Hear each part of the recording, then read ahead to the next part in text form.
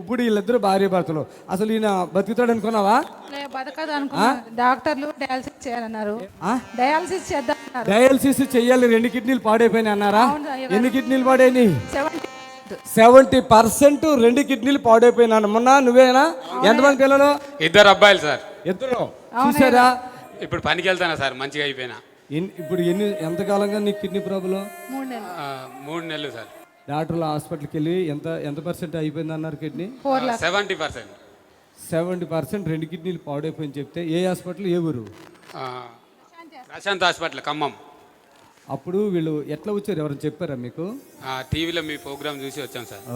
ఇప్పుడు నీకు పనికి వెళ్ళిపోతున్నావా? పనికి వెళ్తానా, పని చేస్తాను, వారం నుంచి వెళ్తాను. ఏం పని నువ్వు? కమాన్ కట్టలు, గన్ను కొడతానా. అమ్మమ్మమ్మమ్మమ్మమ్మమ్మ, గన్ను కొట్టమంటే ఎంత లాను ఉంటుంది అది, పెద్ద గన్ను. ఆయన 18 పౌండ్ల గన్ను. వచ్చిన రోజు నాడు ఎట్లా నడిచావు చూపించు. నడవడానికి కూడా ఓపిక లేదు. నడువు ఇప్పుడు నడువు నొప్పి, అలాంటోడు కమాన్ అంటే లారీలకి వాటిని కొట్టడం అంటే ఇలా తిప్పి కొట్టాలా? అవును సార్. ఇప్పుడు కొడుతున్నావా? సార్. యేసు ప్రభు గొప్పడేనా?